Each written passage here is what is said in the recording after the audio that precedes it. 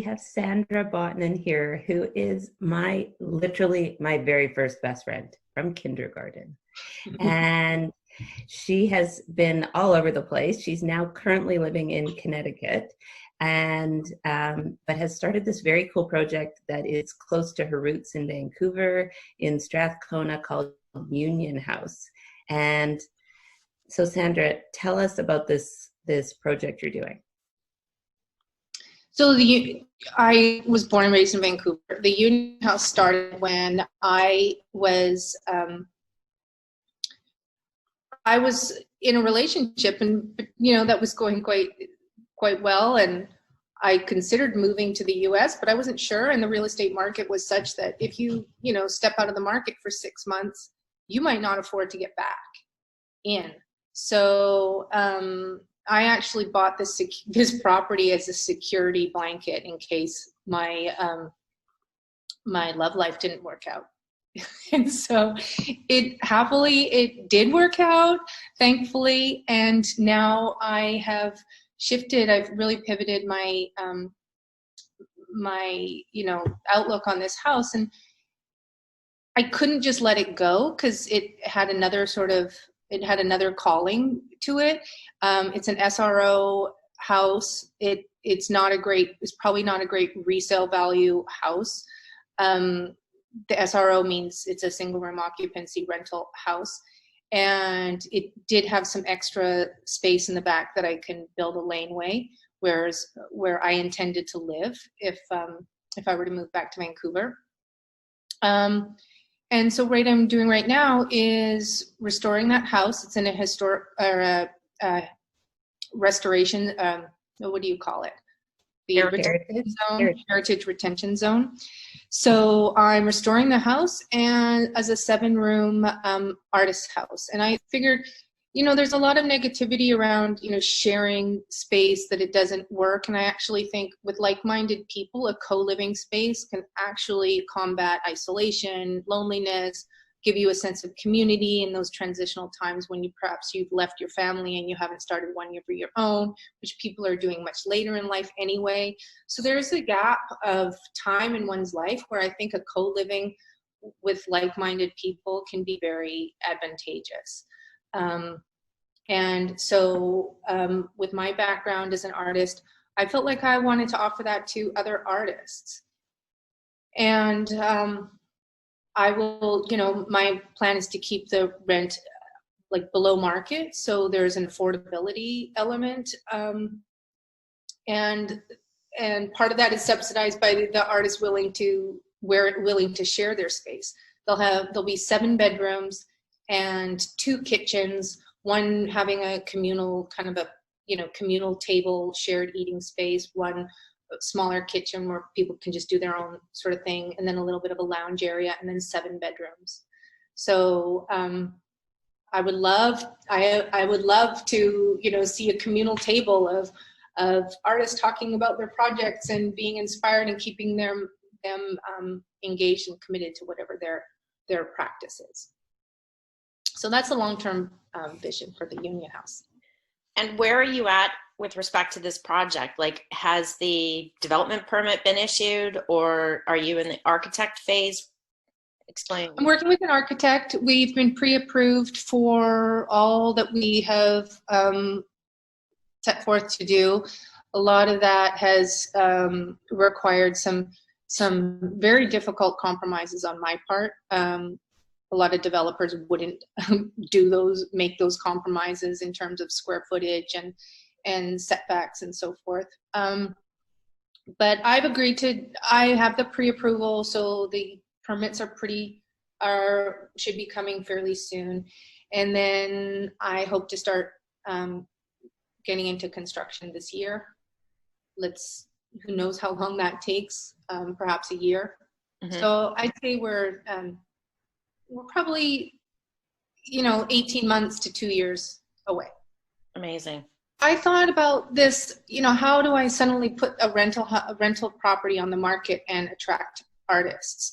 Well, it's through word of mouth and community. And I thought the Union House is more than a living space. It's a home for artists. So I set up a website, the website being like a virtual home, and to really just put my money where my mouth is about wanting to support the artists and find it as a place of support. I started a Artist of the Month program. So with friends of the Union House, I invited them to nominate their favorite artists. So it wouldn't just be within my own circles. So they would nominate somebody outside of my immediate reach. And those nominees were invited to submit an artwork. And then I set up a jury, and the submissions are going to a jury, and they will decide on the winner. And the winner, I've put in a $500 monthly contribution. So the Artist of the Month will receive the accolade of being Artist of the Month by Union House and receive a check for $500. And we'll build from there. And the next step is to take all that submitted artwork and build a gallery like a virtual gallery on the site. So that's coming soon. And can you buy the art? Well, at the end, I would like to do an auction I need to, this is the first round. This is the first month. May is the first launching month. So I'm going to go back to the artists who have submitted and ask for their permission, and what their, how would they like to proceed with selling any art off of the Union House website as an auction. So yeah, I would, hopefully they would be interested, So. And can any artist be submitted? I'm open. Yes and no. I was saying that it's by nomination, that an artist to submit would have to be nominated first by a friend of the Union House. And the reason is not to limit it to any pool or, it's actually the opposite. The idea that it's a friend of a friend is to expand the community. But I don't like the idea of there being, 1,000 people, scrambling after a $500 prize. I think $500 is a modest sum to, help someone out during this COVID-19 time, with groceries for the month, especially performing artists. A musician, their gigs are gone, right? So 2 out of 3 incomes in the arts have been lost. And there's no, me being in the hotspot in New York, there's no sign of those coming back. So I think a little $500 grocery money would be very useful at this time. That being said, I don't like the idea of 1,000 people scrambling to compete for it. So a small pocket of people, like this month, there have been 18 submissions, and so that's plenty to have a wonderful sort of energy, and it feels respectful of the people who are donating their time, and they're not donating their artwork, they're just donating their effort to submit. They maintain their artwork themselves. And when will that draw occur? It's on Friday. On Friday. Oh my gosh. Friday. Kind of started by my 50th birthday. So my 50th birthday, I just decided like everything was going to be in 5s, and for no reason other than to kind of entertain myself. So I invited 50 friends to submit their nominee on the 5th of the month, and then the winner would be decided on the 15th of the month. And there's a jury of 5 people, and they're receiving $500. And you get the point, that's enough. So whenever I can implement the number 5, I am. 5 glasses of wine at the end. Yes, yep, absolutely. Okay. Wants a place to live, is in that neighborhood, wants to share their space and have a co-living experience and feel that that's beneficial for them. So that, to think that one of those people might be in this group of 18 is, you know, but it is a tall ask, but it's a friend of a friend. It's someone who wins the prize and thinks that was a great experience, who tells their, you know, colleague at Emily Carr, who says, hey, you know, there's this place on the bike path right close to, you know, the school that, you know, those are, that's I think how it would work. And so in your past life, you were in Cirque du Soleil. Are you still in touch with any of those artists that must be, you know, struggling? Yeah. No, I mean, I haven't. Some in some ways, some are overwhelmed.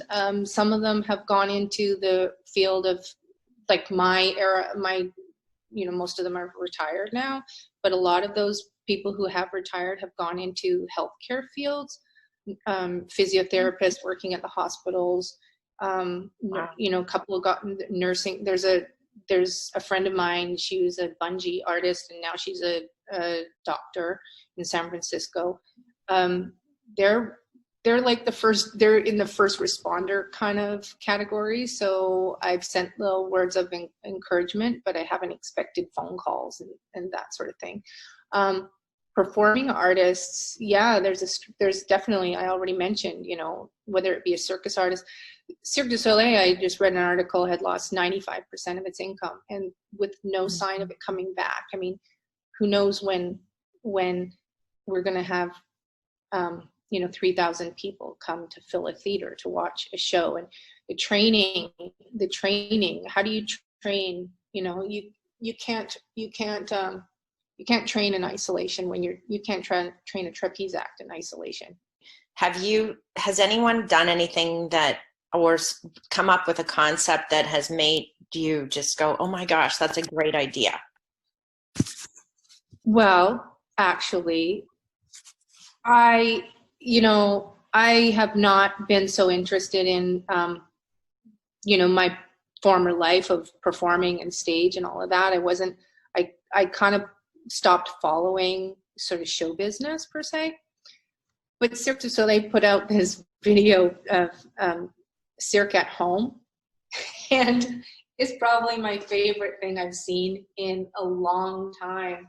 And it brings tears to my eyes because I really related to these people. And I mean, there's so much distance between me now and then, but they had all these little vignettes, theatrical vignettes of you know, the juggler at home and still being very tactile, and it was really touching. It was really, so that's something you can find online, Cirque du Soleil at Home, and it was really beautiful.